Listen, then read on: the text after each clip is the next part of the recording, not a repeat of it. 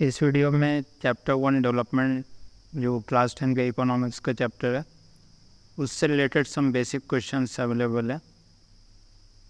ऐसे basic question जो उस चैप्टर को एक बार समराइज करने में हेल्प करेंगे। क्वेश्चन नंबर 1 है, what do you mean by per capita income of a country? How can it be used to compare two countries? दो कंट्रीज़ को कंपैरिजन कैसे कर सकते हैं पर कैपिटा इनकम से? और पर कैपिटा इनकम क्या होता है? जो वर्ल्ड बैंक रिलीज़ करता है लिस्ट कंट्रीज़ का on the basis of per capita income. उसके बाद लिखा है although average are useful for comparing countries they also hide disparities. Explain the meaning of this statement, support the statement with suitable arguments. Means average income जो होता है वो support comparison तो कर सकता है कंट्रीज़ के बीच में, बट वो एक तरीके से डिस्पैरिटी को हाइड कर देता है। मीन्स जो छोटे बड़े होते हैं पुअर एंड रिच, उसको सोसाइटी में तो सारे टाइप के लोग होते हैं, रिच एंड पुअर, तो एक्चुअल में रिच और उस पर पुअर पे जो डिफरेंस होता है उसको हाइड कर देता है। या क्वेश्चन ऐसे भी पूछ सकते हैं कि why is per capita income not an adequate indicator of economic development of country? इसके आंसर में लिखना है सबसे पहले कि पीसीआई क्या होता है या पर कैपिटा इनकम क्या होता है। तो पर कैपिटा इनकम कैसे फाइंड आउट करते हैं? तो द पर capita income of country is the total income of the country divided by it's total population. Means country का जो टोटल इनकम होगा उसको उसके पॉपुलेशन से डिवाइड करने पे टोटल इनकम फाइंड आउट हो जाता है। It is used to compare the development of countries by the World Bank. और ये कौन रिलीज़ करता है? वर्ल्ड बैंक रिलीज़ करता है, और इसके लिए करेंसी यूज़ करता है यूएस डॉलर का। ये भी क्वेश्चन रहता है।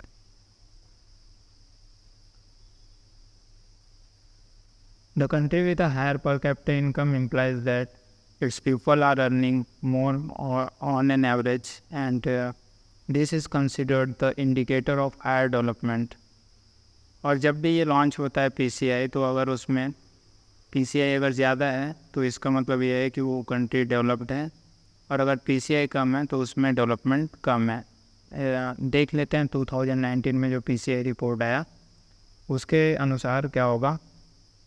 जिस भी कंट्री में जो पीसीआई है वो यूएस डॉलर पर कैपिटा इनकम जो है वो यूएस डॉलर 49,300 पर एनम से ज़्यादा है, तो उसको उस कंट्री को हम लोग हाई इनकम और रिच कंट्रीज़ में रखेंगे। और वहीं पे अगर 2500 मीन्स 2500 से अगर कम है पर कैपिटा इनकम तो उसको लो इनकम कंट्रीज़ में रखेंगे। इंडिया का क्या हाल था?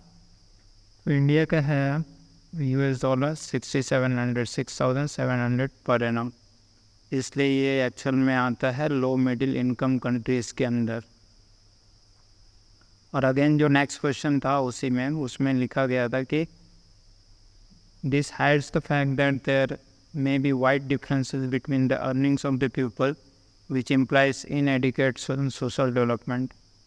तो कई सोसाइटी में काफ़ी डिफरेंसेस होते हैं रिच एंड पुअर के बीच में, तो एक्चुअल में वो डिफरेंस को पीसीआई शो नहीं कर पाता है। तो उसके लिए क्या फैक्टर्स है या क्या रीज़न है जिससे हम लोग कह सकते हैं कि PCI true picture of a country को शो नहीं करता है? तो उसके 3 रीजन्स हैं। Number 1, they do not tell us how equally और इवनली इनकम इज डिस्ट्रीब्यूटेड। इससे ये पता नहीं चलता कि इनकम इक्वली और इवनली डिस्ट्रीब्यूटेड है या नहीं। They do not give information regarding the human development index SDI. SDI जो होता है ऑन द बेसिस ऑफ क्या होता है? Literacy rate, infant mortality rate etcetera. तो पीसीआई कभी भी ये इन्फॉर्मेशन नहीं देती कि वहाँ के कितने % ऑफ लोग जो हैं लिटरेट हैं या फिर वहाँ पे आईएमआर कितना है।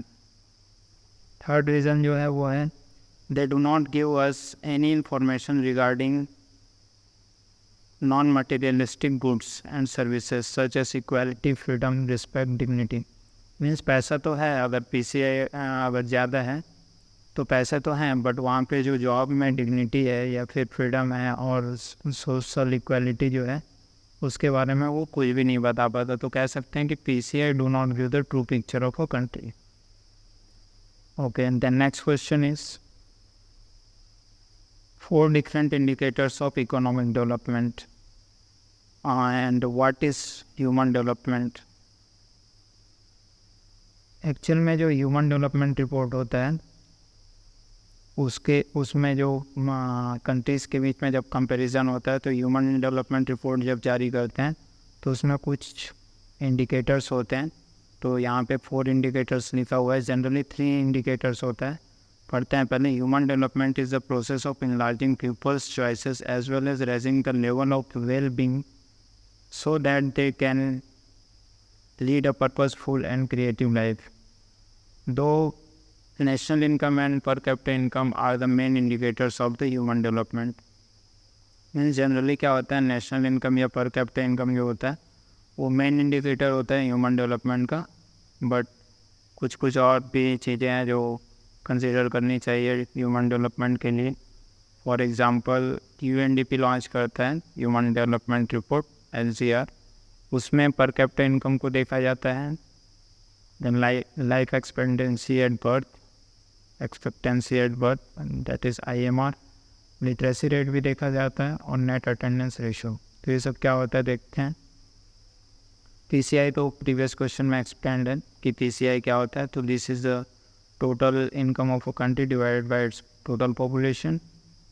Life expectancy at birth, this is the number of years a newborn child is expected to live at the prevailing condition। जो कंडीशन है उसमें जो न्यूली बॉर्न चाइल्ड है वो कितना जी सकता है या कितना लाइफ उसका एक्सपेक्टेड है उस पर डिपेंड करता है। लिटरेसी रेट क्या होगा, तो this is the total percentage of the population of an area at a particular time as 7 years और above.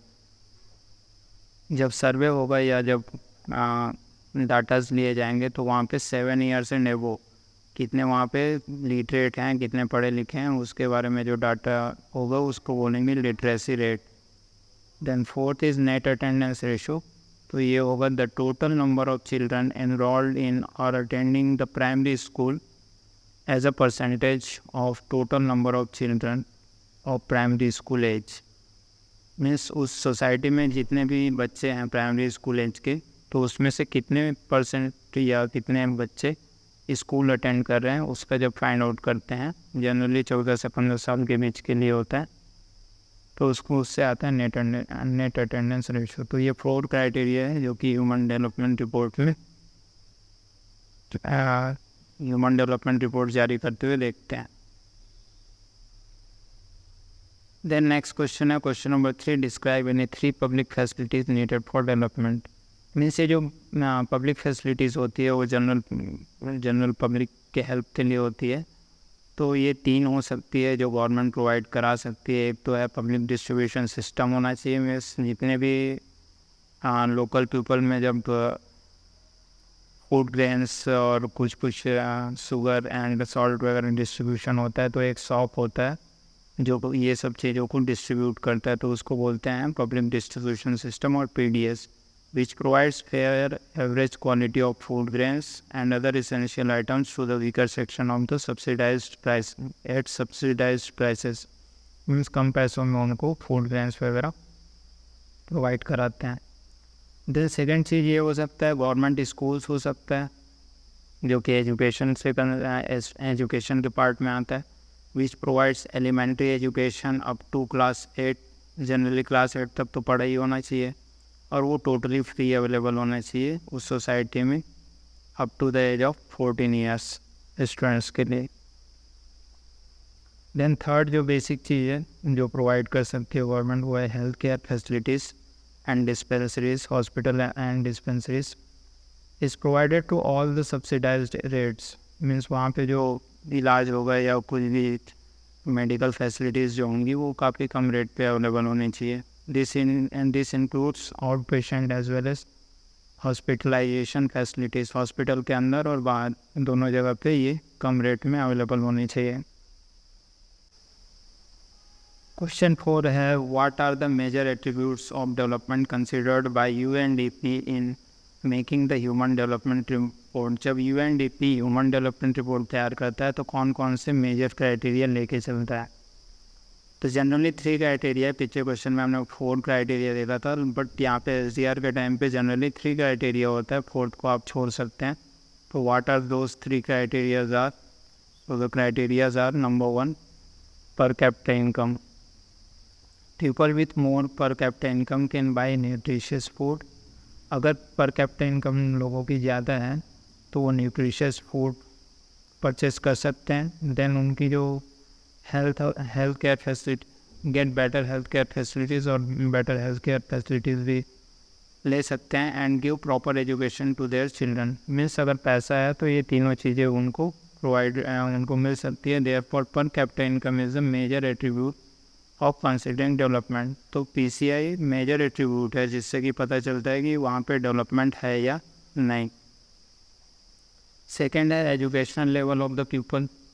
Educated people will be able to get better jobs and higher earnings due to their higher education status. अगर लोग पढ़े लिखे होंगे तो वो लोग easily job acquire कर सकते हैं। Then third is health status. Health will be good and longevity will increase when people will be able to afford better health care facilities. Means अगर हेल्थ केयर फैसिलिटीज़ अवेलेबल है तो वहाँ पे लोगों का जो हेल्थ स्टेटस है वो बहुत अच्छा रहेगा। Infant mortality will also reduce due to the better health care, resulting in further increase in the life expectancy rate. Means वहाँ पे हेल्थ केयर फैसिलिटीज़ अवेलेबल होना ज़रूरी है। Then next question number 5, explain any 4 public facilities। तो पिछले question में भी ये आया था 4 पब्लिक फैसिलिटीज़ जनरली क्या होती है। सबसे पहले what do you mean by public facilities? So public facilities are the facilities provided by the government either free of cost or at very low price for the welfare of the people, like schools, health centres, public transport. Means ये government free में या फिर very low price में provide कराती है general public के बीच में। उसमें आते हैं स्कूल्स आता है, हेल्थ सेंटर्स आते हैं और पब्लिक ट्रांसपोर्ट आता है। तो 4 मेजर जो हैं PDS के पब्लिक डिस्ट्रिक्ट फैसिलिटीज़ जो प्रोवाइड कराती है गवर्नमेंट, उसमें आएगा। एक तो बेसिक एजुकेशन प्रोवाइड कराती है। बेसिक एजुकेशन प्रोवाइड कराती है government provided schools and other education facilities like chair, books etcetera to be used by the public. अगर वहाँ पे स्कूल्स है तो वहाँ पे उसके लिए चेयर्स, बुक्स ये सब अवेलेबल कराना। But it's use and performance is dependent on collectively response and the community cooperation. But ये सब का जब इन सब को रेगुलेट करने के लिए कम्युनिटी कोऑपरेशन ज़रूरी है, लोगों का हेल्थ भी इस चीज़ के लिए ज़रूरी है।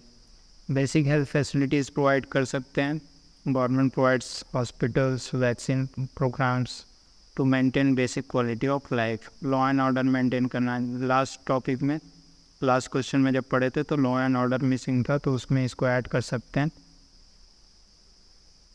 कि लॉ एंड ऑर्डर फैसिलिटी भी गवर्नमेंट प्रोवाइड कर सकती है। It is the duty of the government to ensure law and order and provide security in order to maintain peace in the country में अगर पीस प्रोवाइड करना है तो उनको सिक्योरिटी प्रोवाइड करना होगा, लॉ एंड ऑर्डर मेंटेन करके रखना होगा। और फोर्थ पता ही है, पब्लिक डिस्ट्रीब्यूशन सिस्टम। ये शॉप्स होती हैं, राशन शॉप पे बोल सकते हैं, जो भी सप्लाई करती है basic food item like rice, wheat, pulses etcetera at very low price और सब्सिडाइज रेट। और भी फैसिलिटीज़ है जिसको प्रोवाइड कर सकती है government, like infrastructure facilities like road, irrigation project, drinking water supplies in urban area. So this is last question for this chapter, that is consequences of environmental degradation. Do not respect national or state boundaries. Justify the statement. Means अगर environmental degradation हो रहा है तो वो किसी एक nation तक सीमित नहीं रहेगा या फिर एक स्टेट तक सीमित नहीं रहेगा, वो पूरे वर्ल्ड को इफेक्ट करता है। इस सेंटेंस को जस्टिफाई करना, आंसर देना। It is true that the consequences of environmental degradation is now global issue and discussed all over the world. अब ये global issue है जो environmental degradation है वो, और पूरे वर्ल्ड में इसके बारे में डिस्कशन होते ही रहता है. They are not restricted to the nation or state boundary. The consequences are felt in the surrounding states, nations, also globally. Examples देखते हैं कैसे ये एक बाउंड्री में लिमिटेड नहीं होता है, सारे नेशंस को इफेक्ट करता है. Air pollution through massive thermal power plants and other sources in India. India में जो काफ़ी सारे पावर प्लांट्स हैं, थर्मल पावर प्लांट्स हैं, उनसे जो पॉल्यूशन होता है causes pollution in Pakistan and Nepal. तो उससे जो पॉल्यूशन होता है वो नेपाल और पाकिस्तान में भी पॉल्यूशन क्रिएट करता है. Our neighbors also experiences increase in asthma and other lung diseases. तो pollution से asthma and other lung diseases होता है. Acid rain, climate change, etc. are some issues which are transcontinental in consequences. Means एक ही जगह पे नहीं होता है, सारी जगह पे इसका इफेक्ट होता है. Again example है deforestation in Brazil has caused disturbance in rainfall pattern throughout the South America. जब ब्राज़ील में डिफॉरेस्टेशन हो रहा था, यह हुआ तो वहाँ पे जो साउथ अमेरिका में जो रेनफॉल का पैटर्न था वो डिस्टर्ब हो गया. Then land degradation and dam burst like condition in China. अगर चाइना में लैंड डिग्रेडेशन होता है या फिर डैम बस्ट होता है तो इंडिया और बांग्लादेश को अफेक्ट करता है. वहाँ से मासिव सिंटेशन हो सकता है एंड फ्लड कॉन्सिक्वेंसेस हो सकता है, बाढ़ आ सकती है, रेन जमा हो सकती है. So therefore environmental degradation is a major issue and its consequences are felt worldwide. तो ये बहुत बड़ा इशू है और इसके जो इफ़ेक्ट्स हैं वो पूरे वर्ल्ड वाइड देखे जा सकते हैं. तो this is over for chapter 1.